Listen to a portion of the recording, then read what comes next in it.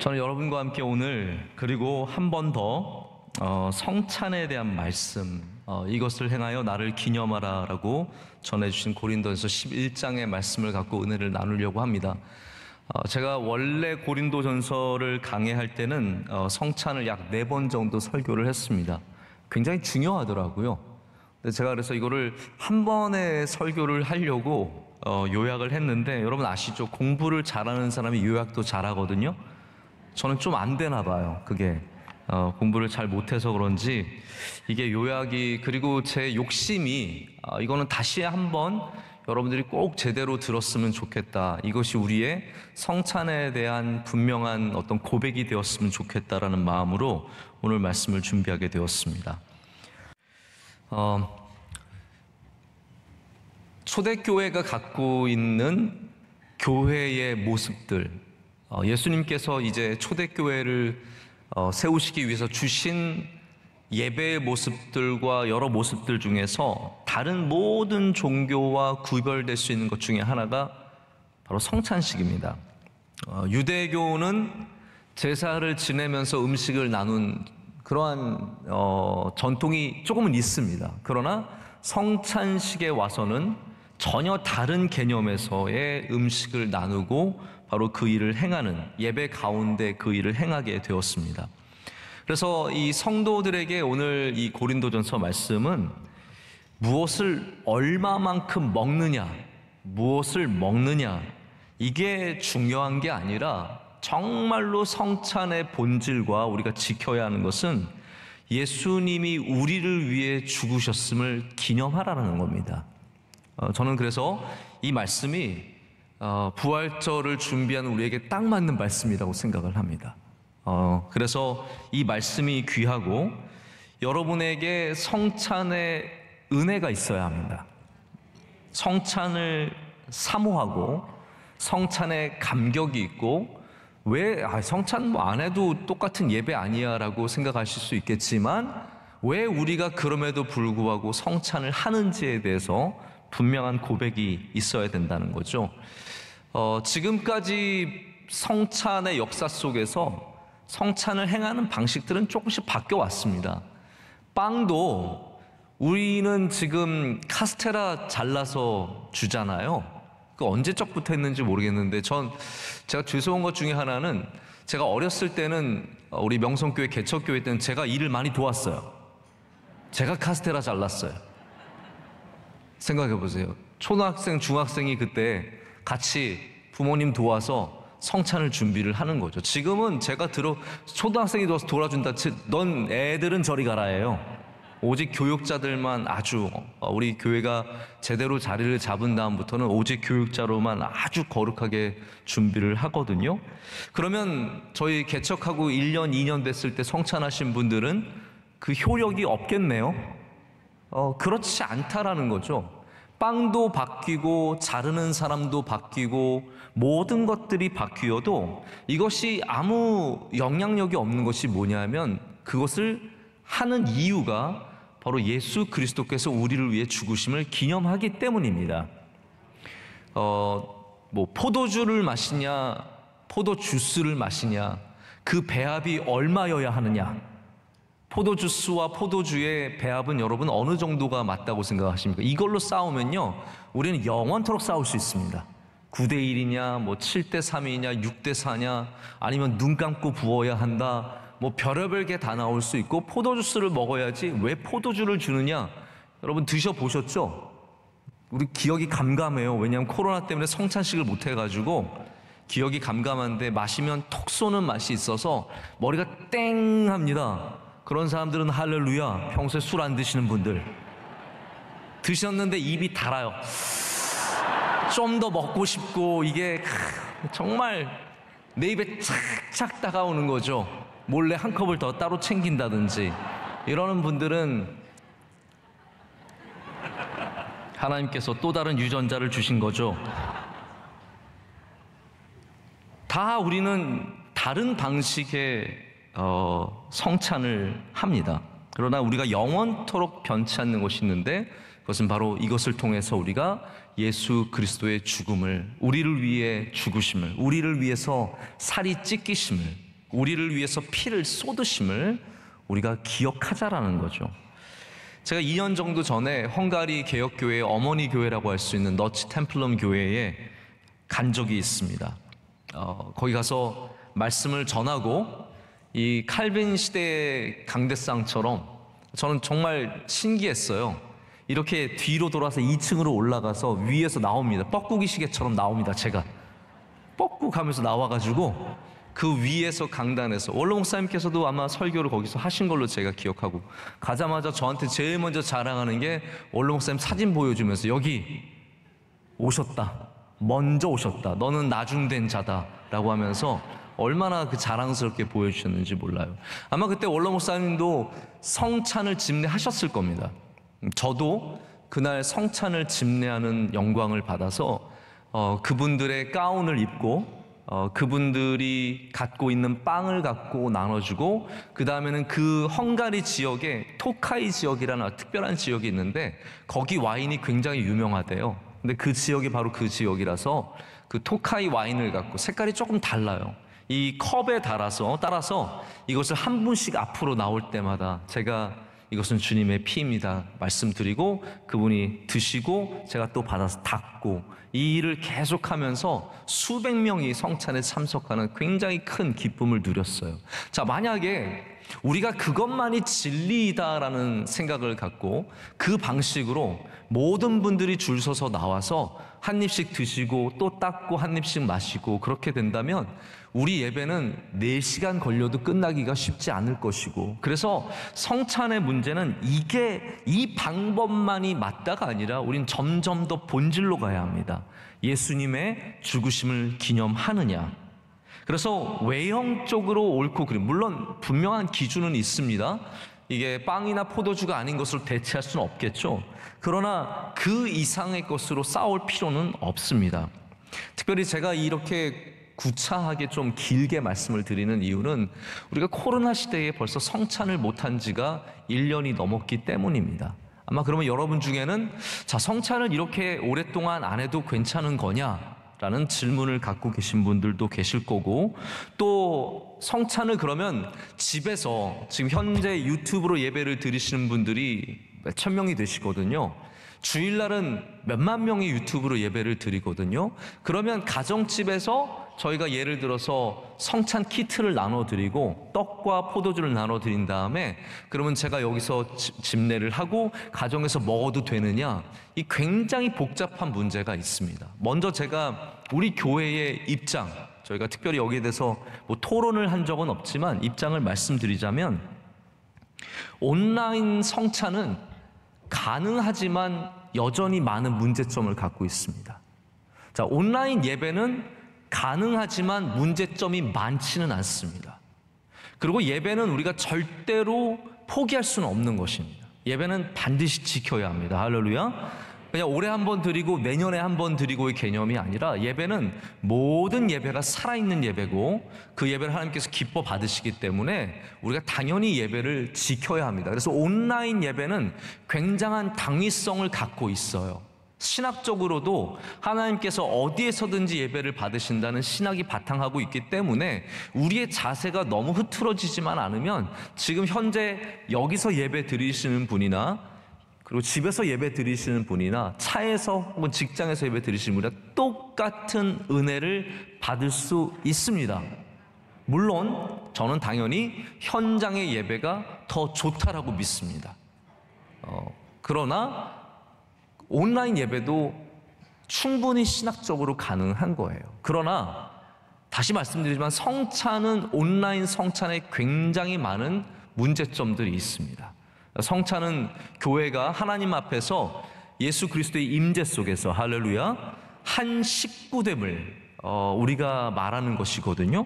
그리고 여기서 우리가 주님의 그 거룩하심을, 주님의 우리를 위해 죽으심을 기념하는 행위는 이것이 같이 하는 것에 굉장한 포커스가 맞춰져 있습니다. 그래서 초대교회가 바로 그렇게 한 거거든요.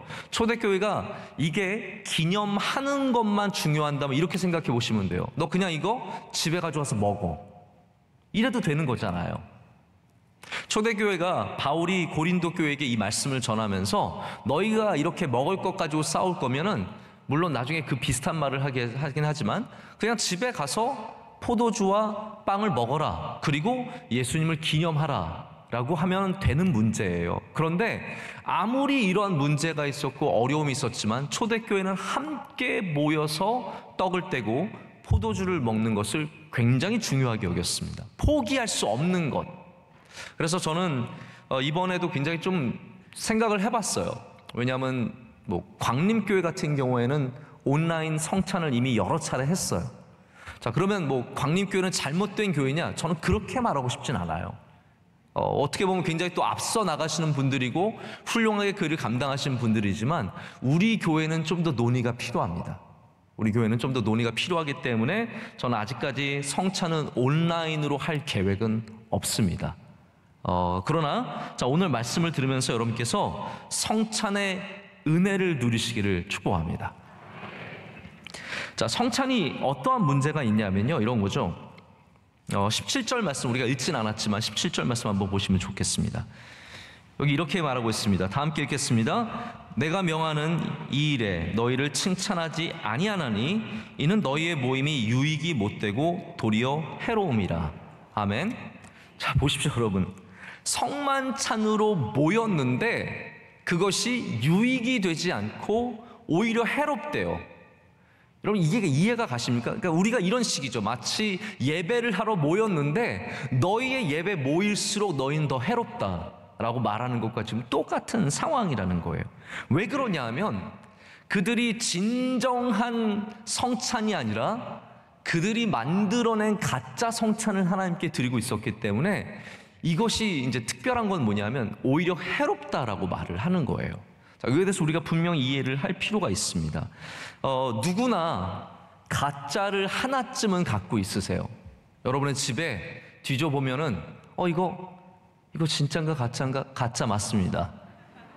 진짜 백 아니잖아요. 가짜 백이 집에 한두 개씩은 다 돌아다닙니다. 찾다 보면 가짜가 있어요. 그 가짜가 문제가 될 거는 크게 없어요. 여러분이 그거를 들고 다니시면서 난 진짜라고 믿고 다니시면은 그게 누구에게 문제를 일으키진 않아요. 그러나 가짜가 문제가 될 때도 있어요. 예를 들어서 중국에서 가짜 분유를 만들었죠. 가짜 분유를 만들었어요. 근데 그거는 괜찮다고 말할 수가 없어요. 왜냐하면 그 가짜 분유를 먹고 너무나 많은 아이들이 죽었어요. 그러니까 가짜와 진짜의 문제가 우리에게 아무런 상관이 없을 때도 있어요. 제가 저희 몇 달 전에 우리 원로 목사님께서 저희 고모들한테 선물을 받으셨어요. 뭘 받으셨냐면 시계를 받으셨어요. 근데 제가 이렇게 시계를 봤더니 너무 번쩍거리는 정말 금시계인 거예요. 그래서 제가 우리 고모들이 드디어 변화를 했구나. 이제 진짜 오빠를 사랑하고 오빠를 위해서 뭔가를, 그것도 커플로 저희 어머니랑 아버지에게 동시로 이렇게 롤렉스 반짝거리는 금 콤비 시계를 드린 거예요. 그래서 이건 기적이다. 이럴 수가 있냐. 그리고 봤더니 아니 가짜예요. 똑같이 생긴 가짜인데 근데 다른 이유가 있었어요. 그게 롤렉스 가짜 시계를 드린 게 아니라 건강시계였어요. 여러분 건강시계 아세요? 시계가 시간만 보는 게 아니라 내 건강까지 챙겨줘요. 어마어마하지 않습니까? 이게 혈액에 좋은지. 저는 그래서 저희 원로 목사님 그거 한 달 차다가 버리실 줄 알았거든요. 매일 차세요. 몇 달째 차고 계세요. 여러분 가짜는 아니지만 가짜잖아요. 그래서 원로 목사님 번쩍거릴 때 오해하지 마세요. 그 반짝거리는 가짜가 해가 되지 않습니다. 몸에게 나쁜 것도 아니고 무슨 잘못을 일으키는 게 아니에요. 그러나 성만찬이 잘못되면 그것은 우리의 신앙을, 교회를 죽이는 것이 된다는 거예요. 그렇기 때문에 사도 바울은 오늘 이 말씀을 통해서 너희가 해로운 게 있고 유익한 것이 있는데 그냥 가짜라서 대충 넘어갈 게 아니라 그 가짜가 너희를 죽이고 있기 때문에 너의 참 신앙을 죽이고 있고 교회를 죽이고 있기 때문에 거기에 대해서 경고를 받으라고 이 말씀을. 그래서 우리가 성찬식 때마다 읽는 이 말씀은요, 사실은 가짜를 향한 경고예요. 주님께서 전해주신 대로, 할렐루야, 내가 주께 받은 것이니, 주님께서 주신 것을 우리가 성찬에 써야지, 우리의 마음대로 우리의 좋은 대로 해서 했을 때는 그 좋은 대로 가는 방향이 결코 좋은 방향이 아니라 오히려 교회를 해롭게 하는, 교회를 죽일 수 있는, 공동체를 해칠 수 있는 것이 된다는 것을 말을 하는 겁니다. 근데 그 이유가 있어요. 왜 그렇게 됐냐면, 첫 번째로는 이게 밥 먹는 거에 의미가 된 거예요. 21절 말씀 한번 보세요. 너무 재밌어요. 저는 이거 보면서 야, 이게 사람이 어려우면 이럴 수도 있겠구나라는 생각을 했거든요. 21절 말씀 다 함께 읽겠습니다. 이는 먹을 때에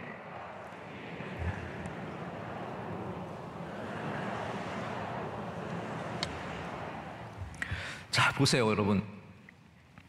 고린도 교회가 성찬을 했는데 전혀 기준이 없어요. 그냥 성찬을 하자밖에 없어요, 기준이. 그러니까 어떤 사람들은 떡과 포도주를 집에서 가져왔겠죠? 그러다 보면은 교회 앞에 모일 거 아니에요. 그러면은 다른 사람이 먹고 안 먹고 상관없이 누군가가 가서 그거를 배부르게 먹기 시작한 거예요. 남들은 아직 포도주를 먹을 수도 없는데 그걸 자기가 다 들이켜버린 거예요. 남들은 지금 와서 성찬에 참석하고 싶은데 빵이 없어요. 왜냐하면 누군가가 먼저 와서 다 먹어버렸거든요. 바로 그래서 바울은 그것을 통해서 야, 성찬식은 너희가 배부르려고 하는 게 아니야 라고 말씀해 주시는 거예요. 여러분, 이거 지금은 우리가 물론 성찬식 때 물론 가끔 그런 분들 있어요. 큰 카스테라 찾는 분들 계세요. 잠깐 눈동자가 흔들려요. 저도 날라봐서 알거든요. 잠깐 스캐닝을 한 다음에 그래도 조금이라도 더 큰 카스테라를 골라가지고 입에 넣고 만족하는 거예요. 난 그래도 제일 큰 거 먹었어. 그걸로 배부르려고 하시는 분들도 있고요. 실제로 이렇게 빵을 잘라서 나누다 보면요, 저도 가끔 이건 너무 큰데? 이게 제가 이제 조그만 교회를 섬길 땐 그랬어요. 빵을 잘라서 이제 정말로 빵을 줍니다. 그러면 자르다 보면요, 이게 뭉탱이로 나올 때가 있어요. 그럼 목사도 갑자기 당황하고요, 받는 사람은 이 기쁨을 감출 수 없어서 굉장히 그 앞에서 기뻐하는 모습으로, 성찬 굉장히 거룩하게 나오다 갑자기 기뻐하는 모습으로 변하게 되는데, 그런 일들이 있거든요. 여러분, 성찬의 목적은 나를 배부르게 하는 것이 아니죠. 성찬의 목적은 많이 마시고 많이 먹는 것이 아니라 특별히 이게 중요해요. 다른 사람은 생각하지 않고. 그래서 이 성찬을 통해서 교회의 모습을 볼 수 있는 거예요. 교회가, 건강한 교회는 어떠한 교회냐면요, 나만 배부르려고 하지 않는 교회, 나만 좋은 거 먹으려고 하지 않는 교회, 함께 먹으려고 하는 교회. 할렐루야. 저 사람이 먹었는가 생각해 보는 교회, 저 사람이 참석을 했는가 참여를 했는가를 정말 관심 있게 바라봐주는 교회가 주님께서 기뻐하시는 성찬의 능력이 있는 교회라는 거예요. 그래서 우리는 성찬식을 하면서 나 혼자 먹는 게 아니라 함께 이 모든 것에 참여한다는 이 배부름의 문제를 잘 깨달아야 합니다. 여러분, 우리 명성교회가 함께 참여하는 교회가 되기를 간절히 소망합니다. 자, 두 번째는 충족의 문제예요. 주의 만찬은 기본적으로 내가 기쁨을 얻고 내가 충족을 얻는 그러한 도구가 아닙니다. 주님의 만찬은 예수 그리스도의 죽으심을 기념하는 게 목적이에요. 자, 다시 말씀드릴게요. 많은 분들이 성찬식이 거룩하고 복되고 굉장히 아름다운 시간이니까 내가 어떠한 감정을 느끼거나 내가 어떠한 은혜를 받는 거에 굉장히 집중할 때가 많습니다. 기도하면서 은혜 받으시죠? 또 찬송가 나오고 막 그러면 울고 회개하고 그런 일들이 많잖아요. 그런데 여러분, 내가 만족하는 게 목적이 아니라 주님의 죽으심을 기념하는 게 목적인 걸 알아야 돼요. 그 기념을 온전히 할 때 하나님께서 우리에게 은혜도 주시는 거예요. 주님의 죽으심을, 그 살이 찢어지심을, 그 피를 흘리심을 우리가 온전히 기념하고 있어야 거기에 참된 은혜가 있는 것이지, 그냥 나 혼자 은혜 받으려고 하는 것은 아니라는 거예요. 교회의 진정한 목적은 그냥 우리가 기쁘고 우리가 충족하고 우리가 만족하는 것을 넘어서서 예수님의 뜻을 이루는, 예수님의 말씀을 이루는 교회가 될 때 그것을 통해서 주님께서 영광을 받으실 줄로 믿습니다. 자, 그러면 고린도 교회가 회복해야 하는 성찬은 어떠한 모습이겠습니까? 지금도 제가 굉장히 요약을 해서 말씀을 드리고 있는데요, 고린도 교회가 회복해야 하는 성찬의 모습에 대해서 이제 오늘 본문 말씀 읽은 것부터 시작이 되는 겁니다. 내가 너에게 전한 것은 주께 받은 것이니 라고 말하면서 우리가 정말로 회복해야 하는 것은 주님께 받은 것을 회복해야 된다는 거죠. 자, 저를 보시길 바랍니다. 고린도 교회는 진짜 다양한 계파들이 있었잖아요. 바울파도 있었고 아볼로파도 있었고 게바파도 있었고, 그래서 그 사이에서 많은 충돌이 있었기 때문에 지금 바울은 여기서 다시 한번 그것을 확인시켜 주는 거예요. 누가 어떤 사람이 주장하는 그러한 전통이 아니라, 그래서 그 전통으로 싸우지 말고, 그 계파 간의 싸움을 하지 말고 오직 우리는 예수님께서 전하신 대로 하자라는 거예요. 그럴 때 교회가 하나님께서 기뻐하시는 교회, 건강한 교회, 성찬의 은혜가 있는 교회로 되어지는 것이죠. 그래서 지금 바울은 주께 받았다라고 말을 하는 겁니다. 교회 자체가 여러분 우리가 우리의 능력으로, 우리의 디자인으로 세운 게 아닙니다. 제가 이전에도 한번 이런 말씀을 드린 적이 있는데요, 미국의 손꼽히는 기독교 지성인으로 꼽히는 사람이 스탠리 하우어스라고 하는 교수입니다. 이분은 윤리학자예요. 듀크 대학의 교수로 계시면서 정말 지대한 영향을 끼치시는 분인데, 이 스탠리 하우어스는 아내가 조현증이 있어서, 정신분열증이 있어서 굉장히 고생을 많이 했습니다. 결혼을 한 다음부터 아내가 자꾸 망상을 하면서 스탠리 하우어스랑 살고 있지만 다른 남자와 살고 싶어요. 그리고 이미 자기는 살고 있다고 생각을 해요. 그래서 가정에 와서 너무나 짜증을 내고 정말 말할 수 없을 정도로 창피를 당하는 거죠. 이 교수인 남편이 아내 때문에 너무 창피를 많이 당하는 거예요. 그 가운데 이 아들과 함께 스탠리 하우어스가 유일하게 위로를 받는 곳이 어디냐 하면 교회였어요. 이분이 그래서 교회에 가서 예배 드릴 때마다 위로를 받는 거예요. 참 이게 모순되지만 미국의 신학교는 교회 잘 다니는 교수님들이 많지 않아요. 정말 그렇거든요. 제가 아는 신학교의 교수님들도 교회 잘 안 다니시는 분들 정말 많은데, 이분은 때로는 어떤 분들은 약간 자유주의 비슷하게 보실 수 있지만 그렇진 않은데, 이분은 교회를 열심히 출석하셨어요. 왜냐하면 교회가 유일하게 위로를 주고 힘을 주는 곳이었기 때문에. 그런데 이분이 교회에 대해서 뭐라고 얘기를 하냐면, 사람은 교회를 생각해낼 수 없다라고 말합니다. 우리 인간은 교회라는 제도를 우리 스스로 생각해낼 수 없다는 거예요. 그럼 교회는 무엇이겠습니까? 예수님께서 이 땅에 세워주신 거예요. 사람이 세운 게 아니라 예수님께서 친히 몸된 교회를 이 땅에 세워주신 겁니다. 그래서 여러분 혹시나 교회에 대해서 생각하실 때 그냥 사람들이 뭐 기독교를 하기 위해서 세운 것이 아니에요. 여러분 성경을 보세요. 교회는 예수님께서 우리 가운데 주신 선물이에요. 그리스도의 승천하신 그리스도의 몸된, 이 땅에 남겨진 몸된 교회예요. 그래서 우리는 이곳에서 예배하고 교제하고 선교하고 섬기고 이 땅에 하나님의 백성으로서 함께 살아가는 겁니다. 그래서 우리가 교회를 지금도 유지하는 이유는 사람이 세웠으면 이건 이미 무너졌습니다. 사람이 세웠으면 이건 이미 무너졌어요. 교회가 있는 이유는 주께 받은 것이기 때문이에요. 성찬이 있는 이유도 똑같습니다. 성찬을 우리가 어떤 예수님의 죽음을 한번 기념해 볼까? 그럼 한번 떡이랑 뭐 살이랑 뭐 한번 떡 찢어 볼까? 뭐 그리고 피랑 포도주랑 해서 포도주 좀 마셔볼까? 사람이 만들어낸 거면요 이미 성찬은 없어졌습니다. 성찬은 주께 받은 것입니다. 주님께서 이렇게 하고 이렇게 기념하라고 말씀을 하신 거예요. 그래서 이 전해드린 것 파라레본이라고 하는데, 이 모든 것이 예수님에게서 왔다는 것을 굉장히 지적하고 분명하게 말씀을 전하고 있는 것이 바로 오늘 본문의 말씀입니다. 그래서 고린도 교회에게 전하는 메시지는 이거예요. 자, 우리는 예수님께 파라레본 이렇게 전해받았어. 성찬은 이런 거라고 전해받았어. 근데 너희는 어디서 그걸 배웠니? 라고 묻는 거예요. 너희 고린도 교회는 성찬을 하는데 그 어디서 받은 거니? 누가 전해준 거니? 라고 묻는 거예요. 여러분, 우리는 항상 그걸 생각을 해야 돼요. 이거 예수님께서 주시는 것인가? 아니면 그냥 우리 인간들이 만들어내는 것인가? 그럴 때마다 우리는 주님께 받은 것을 온전히 우리 교회 가운데 세워가야 할 줄로 믿습니다. 자, 첫 번째는 제가 회복해야 하는 성찬의 모습, 주께 받은 것을 회복해야 된다고 말씀을 드렸습니다. 두 번째는 성찬의 목적이에요. 저희 신학교에서 공부할 때 가장 어려운 공부 중에 하나가 이 성찬에 대한 역사예요. 저도 성찬에 대한 역사를 꽤나 열심히 공부를 하고 지금도 많이 기억을 하고 있는데, 죄송한 말이지만 장난 아닙니다. 정말 장난 아닙니다.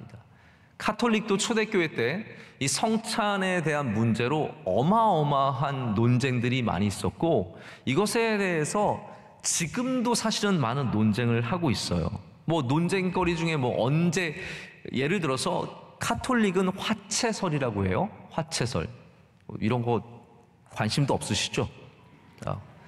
화채설인데 어떤 화채설이냐면, 예수님의 몸과 예수님의 피가 실제적으로 떡으로, 실제적으로 포도주로 우리 가운데 임하신다는, 그래서 화채설이에요. 우리는 그러면 무엇입니까? 우리는 기념설이에요. 우리는 성경대로 주께 받은 것이니 주님께서 기념하라라고 말씀하셨지, 그게 내가 그때 거기 함께 있다라고 말씀하지 않으셨거든요. 그래서 우리는 기념설을 갖고 있어요. 근데 이게 이제 논쟁이 되면은, 야, 예수님이 언제 정말 피가 되시고 언제 살이 되시는가? 우리가 뗄 때 정말 살이, 예수님의 살이 피가 되는, 떡이 되는가? 아니면 우리가 먹을 때 되는가? 이런 것 가지고 싸우고요. 정말 말도 안 되게 수많은 것들을 갖고 계속해서 논쟁을 하고 있습니다. 근데 우리는 오늘 말씀을 통해서 그런 논쟁이 아니라 성찬의 목적을 발견하게 됩니다. 첫 번째 목적이 무엇입니까? 자, 이것을 행할 때마다 나를 기념하라.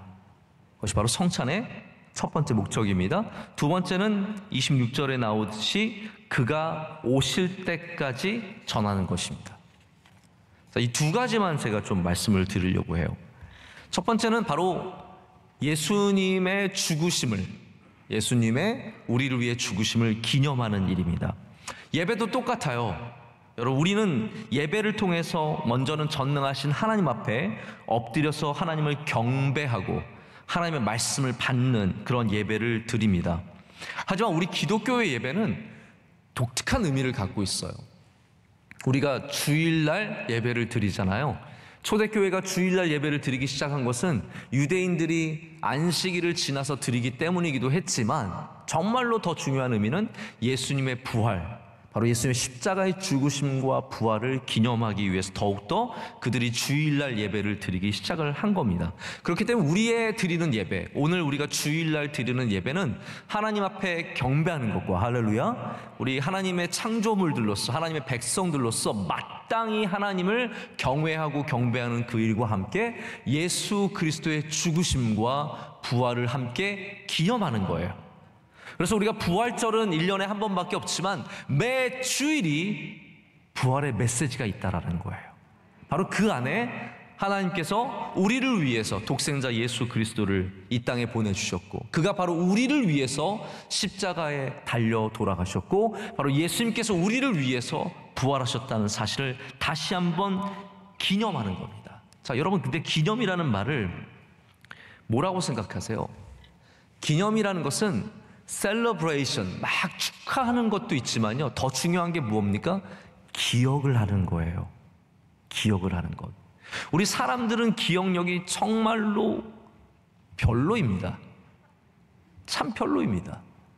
우리는 중요한 것들을 너무나 잘 까먹습니다. 정말로 기억해야 하는 것들은 기억하지 못할 때가 참 많습니다.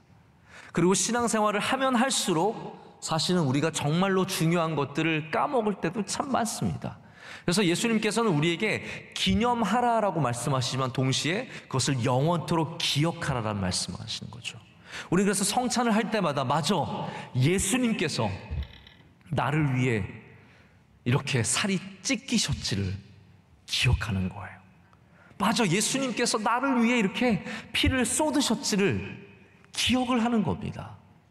여러분, 때로는 기억만으로도 우리가 정신을 차릴 때가 참 많습니다. 부모님의 사랑을 기억하는 거, 기념으로는 기억이 안 돼요. 그러나 기억하면 기념이 되는 겁니다. 부모님의 사랑을 기억을 하게 되고, 교회의 사랑을 기억을 하게 되는 거고, 받은 은혜를 기억을 하게 되는 거고, 그럴 때마다 정말로 우리에게 주신 은혜가 더욱더 커져가는 것을 경험하게 됩니다. 그래서 우리는 반드시 이 성찬을 통해서 예수님의 죽으심을, 나를 위해 죽으심을 기념하고 기억하는 주님의 백성들이 되어야 합니다. 두 번째는 전하는 것이에요. 여러분, 근데 성찬을 받는 것과 다른 사람에게 주님의 죽으심을 전하는 것은 무슨 상관이 있겠습니까? 여기 전한다는 말은요, 어떤 말이냐면 가서 speak, 얘기를 한다는 것이 아니라 proclaim, 선포를 한다는, 외친다는 뜻이에요. 이런 것 같습니다. 우리가 말로 해야만 의사 전달이 되는 건 아니잖아요. 때로는 우리의 삶으로도 충분히 의사 전달이 될 때가 있습니다. 이런 거예요. 인도 사람들은 참 신기한 게 미국에서도 인도 옷을 입어요. 인도 옷 그거 약간 이렇게 둘러가지고 이렇게 맨 옷 있잖아요. 우리 한국 사람이 미국에서 한복 입고 다니는 사람은 거의 없어요. 제가 볼 때는 정말 독특한 분들 외에는 거의 없어요. 그러나 인도 분들은 거의 독특한 사람들이 안 입지 웬만한 사람 다 입어요. 오히려 반대죠. 다 입어요. 그것을 봄으로써 우리는 그 사람이 인도 사람인 거를 알죠. 성직자들도 저는 가끔씩 나도 한번 로만 칼라 혹시 아세요? 성직자 이 와이셔츠 아세요? 안에 칼라 있는 거 입는 거? 이필삼 목사님은 늘 그걸 입으세요. 그래서 제가 이 목사님은 정말 저분은 목사님처럼 안 보이니까 정말 저렇게 입어야겠다라는 생각이 들어서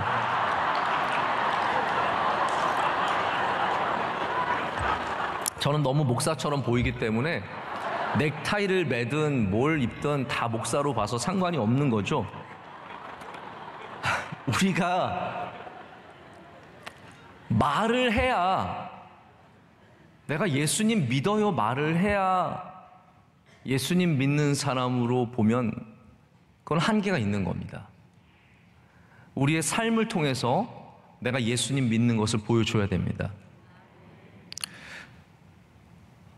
우리가 하는 것들을 통해서 다른 사람들이 예수님 믿는 사람들은 저렇구나를 볼 수 있어야 합니다. 성찬을 하는 것, 이 성찬을 하는 것은 가서 사람들 앞에서 성찬을 행위로 보여주는 것도 아니고 이거를 사람들 앞에서 먹는 것도 아니지만 이 성찬에 참여하는 그들의 자세, 바로 그 교회의 모습이 세상 사람들에게 그리스도인들은 저렇게 다르다는 것을 보여주는 거예요. 제가 올라오기 전에 1세기 교회의 예배라는 그러한 책을 읽고 왔어요. 버뱅크 교수가 쓴 책인데, 그래서 그분은 아주 고증과 역사를 통해서, 역사 분석을 통해서 진짜 초대교회의 예배의 모습이 어떠했는지를 이분이 책으로, 아주 얇은 책인데 써서 보여줘요. 그래서 제가 일부러 성만찬, 초대교회 때 성만찬이 어떻게 이루어졌는지 궁금해서 그 책을 한번 이렇게 좀 살펴봤어요. 근데 거긴 이야기로 나오거든요. 브리스길라와 아굴라도 나오고 여러 사람들이 등장을 해요. 근데 그 모습이 딱 이 모습이에요. 어떤 모습이냐 하면 들어갔더니 이렇게 식탁이, 큰 식탁이 있어요. 로마에서 규정한 식탁. 길이는 너비의 2배가 되어야 한다. 이런 식탁이 딱 있어서 사람들이 앉아 있는데 들어가자마자 충격을 받아. 이 사람 지금 처음 교회 나온 거거든요. 로마 사람인데 처음 교회 나왔어요. 충격을 받아요. 왜냐하면 사람들이 여기 앉으라고 했는데 거기는 상석이에요. 그들의 문화 속에서는 자기가 절대로 상석에 앉으면 안 돼요. 그런데 이 초대교회 사람들이 가정에서 예배를 드리면서 불러서 앉으라고 하는데 제일 좋은 자리에 앉으라는 거예요. 그리고 주위를 둘러봤더니 저기 노예가 있는데 노예랑 귀족들이랑 같이 앉아서 얘기를 하고 있는 거예요. 이 사람이 얼마나 충격을 받겠어요? 그리고 나서 성만찬을 하는데 바로 떡을 떼어주는데도 이 떡을 떼어줌에 있어서 전혀 거리낌 없이 노예와 귀족들과 모든 사람들이 똑같이 그것을 받고 함께 교제하며 함께 축복하며 예수 그리스도의 죽음을 그들이 함께 기도하며 기억하는 것들을 보면서 정말 뜨거운 새로운 모습들을 제시하거든요. 이거예요, 여러분. 우리가 꼭 말을 해서 성찬을 전하는 게 아니에요. 우리가 이 성찬의 모습, 바로 이 교회 안에서 주님께서 우리를 모두를 사랑하신다는 것, 우리가 서로를 사랑하고 축복하고 귀하게 여기고 형제와 자매로서 여기는 이 모습을 통해서 우리가 주님 오실 때까지, 할렐루야, 주님 오실 때까지 이것을 통해서 전하게 되는, 그가 오실 때까지 전하는 바로 그 일을 행하게 되는 겁니다. 여러분, 그렇기 때문에 우리가 주님의 죽으심을 온전하게 기념하지 못하면 절대로 우리는 이 성찬을 온전히 전할 수도 없습니다. 우리 다시 바라기는 성찬할 수 있는 날이 속히 오기를 간절히 소망합니다. 만약에 하나님께서 정말 우리 교회에 허락을 해주신다면 저는 기꺼이 온라인 성찬을 할 마음도 있어요. 하지만 어떻게 됐든 간에 우리 그날이 와서 정말 감격 속에 주님을 기억하면서 주님께 영광 올려드리면서 성찬하는 날이 곧 오기를 간절히 소망해 봅니다. 제가 이제 말씀을 정리를 할게요. 이 성찬의 복음서로 돌아가서 보면은요, 성찬을 가장 먼저 받은 사람이 누군지 아세요? 유다예요. 가론 유다가 제일 먼저 이것을 받습니다. 케네스 베일리 교수가 그걸 보여주면서 이 전통은 원래는 이제 떡을 포도주에 적셔서 이렇게 주는 거였거든요. 근데 이것을 받고 유다는 바로 밖으로 나갑니다. 성경에 그렇게 적혀 있어요. 성찬에 남아있지 않고 참여하지 않고 바로 나가요. 어둠 속으로 나간다라고 성경에는 되어 있습니다. 여러분, 그런 것 같아요. 우리 중에 어떤 사람들은 성찬에 참여하면서 이 가운데서 이 교회에 머물면서 은혜를 받고 여기서 주님을 만나고, 할렐루야, 여기서 감사와 기쁨을 누리고 이곳에서 생명의 힘을 얻는 사람이 있는가 하면 여기서 똑같은 떡을 받지만 여기서 그 떡을 받고 어둠 속으로 나가는 사람들도 있습니다. 여러분, 그렇기 때문에 우리는 항상, 그래서 오늘 말씀 이어지는 부분이 뭐냐면 그래서 너를 돌아보라라는 거예요. 성찬은 그래서 이 받는 것만이 아니라 주님을 기념하는 것만이 아니라 반드시 우리를 돌아보라고 얘기를 하는 겁니다.